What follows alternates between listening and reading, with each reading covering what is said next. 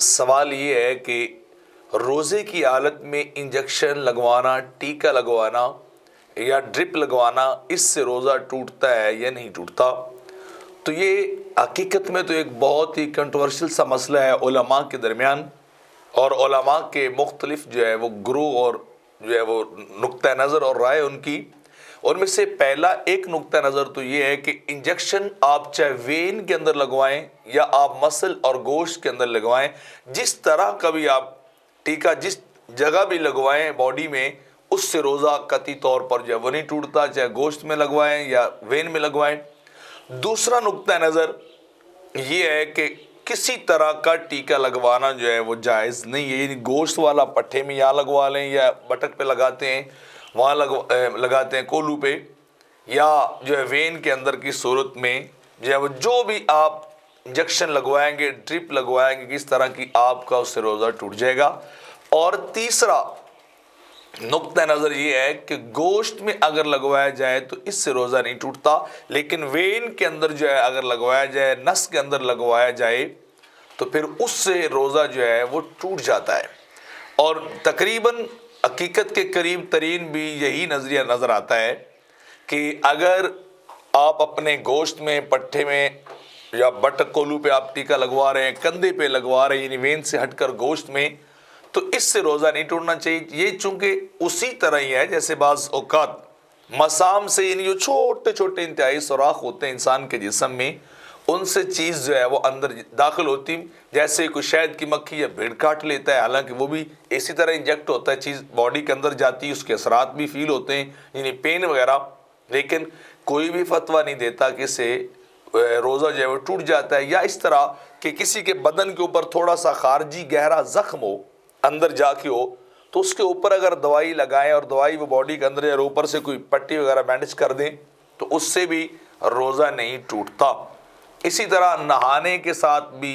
وہ مسام کے اندر چیزیں داخل ہو جاتی، ٹھنڈک کا احساس، فیلنگز ہوتی ہیں، لیکن روزے کے ٹوٹنے کا فتویٰ کسی نے بھی نہیں دیا ہے. تو بالکل اسی طرح یہ انجیکشن جو گوشت کے اندر لگایا جاتا ہے ٹیکا، وہ محسوس ہوتا ہے کہ وہ ایک خارجی سی چیز ہے، جیسے آپ ایک خارجی دوائی کرتے ہیں. سر میں زخم ہو گہرا تو اس کے اندر بھی دوائی رکھ کے اوپر سے پٹی وغیرہ وہ کر دی جاتی ہے، تو اس سے بھی روزہ نہیں ٹوٹتا. تو گوشت میں جو لگایا جاتا ہے ٹیکا، وہ انہی ساری مثالوں کی طرح ہے. ایک مثال وہ بھی ہے کہ وہ بس وہی موجود رہتا ہے اور اس کا کوئی تعلق انسان کی خوراک، معدے وغیرہ کے ساتھ نہیں ہوتا، اور اس کے اثرات تو آگے بڑھتے ہیں، مطلب ریکوری ہوتی انسان کی تو محسوس ہوتا ہے. تو وہ پہلے جو میں نے کافی ساری مثالیں بیان کی وہ بھی اسی طرح ہی ہیں. باقی رات کے دوسری صورت، اگر وین میں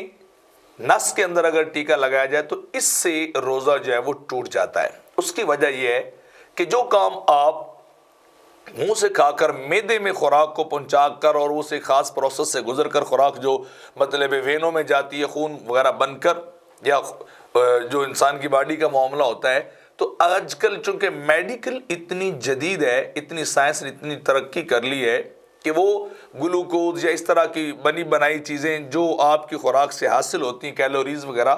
وہ ڈائریکٹ ہی وہ کیا کرتے ہیں، انسان کی وین کے اندر وہ انجیکٹ کرتے ہیں، لگاتے ہیں، اور اس کی پورے جسم کے اندر ان کا سرکل ہو جاتا ہے، وہ دوڑ جاتی ہیں. تو جو چیز آپ نے خوراک کھا کر اور اس کے آخر میں جا کر جو چیز آپ کی باڈی کو حاصل ہوتی ہے، وہ آج کل میڈیکل نے بڑا آسان بنا دیا ہے کہ وہ ڈائریکٹ ہی آپ کی باڈی میں چلی جاتی ہے. تو اگرچہ یہ حقیقی طور پہ منہ سے کھانا، منفذ سے کھانا تو نہیں ہے، لیکن حکمی تو ضرور ہوگا. ہاں، اس کے وہ آگے چل کے فرق ہی ہو جائے گا کہ جو بندہ کھا پی کر منہ سے اگر روزہ توڑے گا تو اس کو کفارہ پڑ جائے گا، اور جو اگر وین کے اندر لگائے گا کوئی انجیکشن یا کوئی ڈرپ، تو اس سے پھر کیا ہوگا، انسان کا کفارہ کی بجائے اس کے اوپر قضا لازم ہے، کیونکہ یہ حقیقتاً کھانا پینا نہیں ہے، حکمن ہے. تو لہٰذا یہ نظریہ زیادہ قریب ہے حقیقت کے اور